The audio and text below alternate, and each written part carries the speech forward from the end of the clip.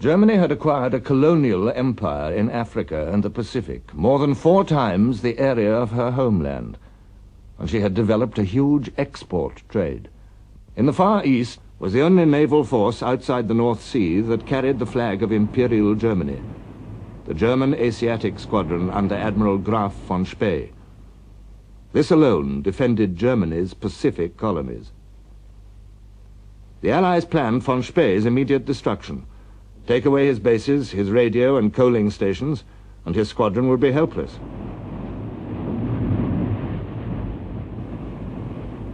The first to be seized was Samoa. Palms and sands and lazy islanders ringed by the glamorous South Seas. This was where Robert Louis Stevenson of Treasure Island had died and been buried. That ridiculous island, the Kaiser called it. There was no fighting in Samoa. A party of New Zealanders came ashore to accept the German surrender with due ceremony. The black, red, and white flag of Germany came slowly down the mast, and the Union flag flew in its place. On the same day, the BEF was marching back from Mons and Le Cateau in dour exhaustion.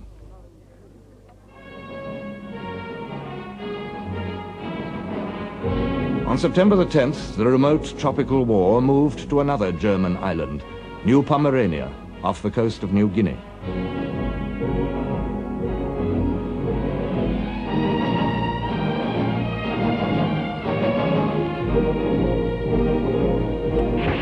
There was a brisk action, ending in an Australian victory. On September the 15th, the whole of German New Guinea surrendered. Australia, in her first campaign of conquest, had added 90,000 square miles to the British Empire at a cost of 6 dead and 4 wounded. But Germany's strongest Pacific colony and von Spee's main base was Tsingtao on the Kiao Chau Peninsula of China. Its governor telegraphed to Berlin, "Tsingtao is impregnable. It cannot be taken from the sea, and no one would try from the land." But it could be besieged. Japanese, British, and Indian troops landed on September the 2nd.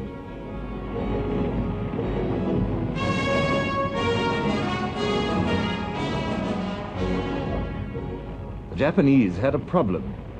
They couldn't tell a German European from an English one. We sent out a mixed patrol, ourselves and the Japanese, and they shot one of our men. They'd never really forgiven for that. Asked why they did it, they said, "Oh, we look the same as the Germans." So they gave us Japanese kimonos coming down to our thighs, which had capes. And then when we all wore kimonos, we were all sort of chaps together. There were no more accidents. The Siege of Tsingtao went on for 9 weeks. The Japanese brought up heavy howitzers to smash the forts, as the Germans had smashed Liège and Namur. We were out resting now on the 6th and 7th. We were behind a ridge, nice cover. And all of a sudden, the Japanese officer coming on horseback, full gallop. He says, "Germans finish, Germans finish. White flag is up." And they surrendered on the 7th, on a Sunday morning, the 7th of November. Now the last islands to fly the German flag in the Pacific fell one by one. The Marianas and the Carolines, the Marshalls and Bougainville. And one by one, Admiral von Spee lost his hopes of coal and succor. His sleek ships steamed on in isolation. Winston Churchill described his dilemma. With the blockade of Tsingtao, he was cut off from his only base on that side of the world. To steam at full speed or at high speed for any length of time on any quest was to use up his life rapidly. He was a cut flower in a vase, fair to see, yet bound to die.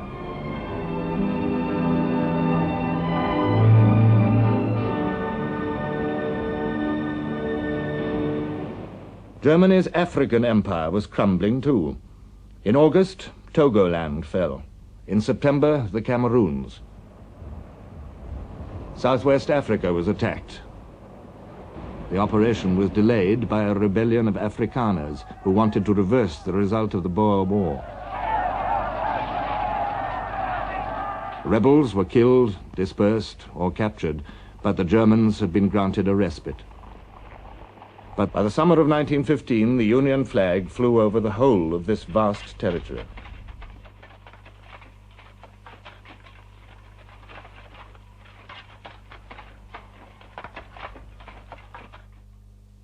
The first invasion of German East Africa ended in rout.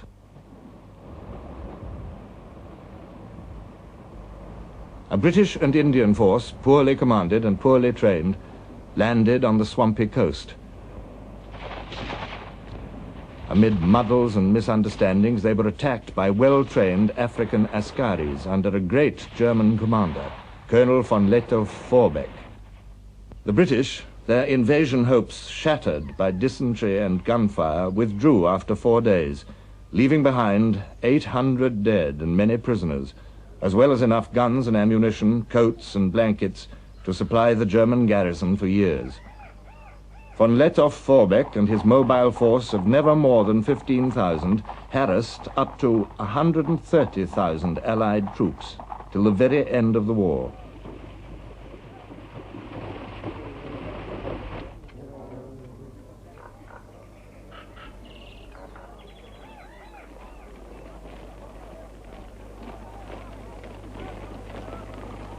East Africa held out, but the German Empire had disappeared from the map. Her merchant fleet had also disappeared. The blockade mounted by the British Navy on the first day of war was doing its work. German merchant ships were penned up in neutral ports all round the world.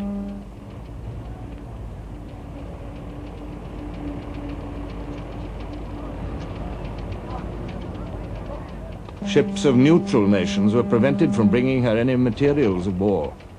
This created an instant source of friction between Britain and America. Lloyd George wrote, Germany's chief power was on land, Britain's on the sea. Germany's invasion of Belgium, her devastation of France, might arouse disinterested wrath in America, but it did not touch American pockets. On the other hand, Britain's firm measures to prevent contraband of war from reaching Germany, and her wide and constantly widening interpretation of contraband, caused serious inconvenience to American shipping and direct interference with American business.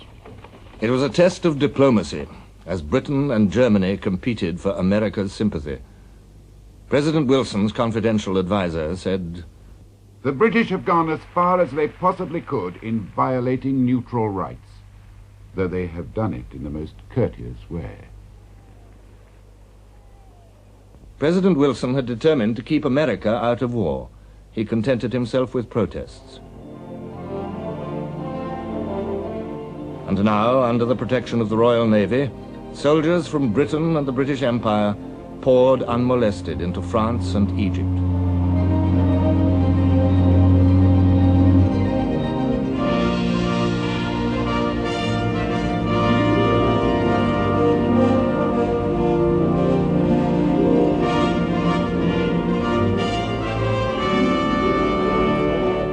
In October, the first Canadian contingent left Halifax, Nova Scotia for France.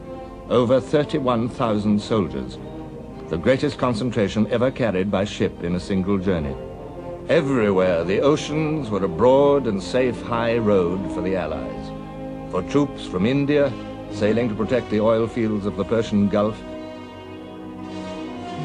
For Australians and New Zealanders bound for Egypt, where Indian and British soldiers were defending the Suez Canal against the Turk. In all this vast traffic, not one soldier was lost through German naval attacks.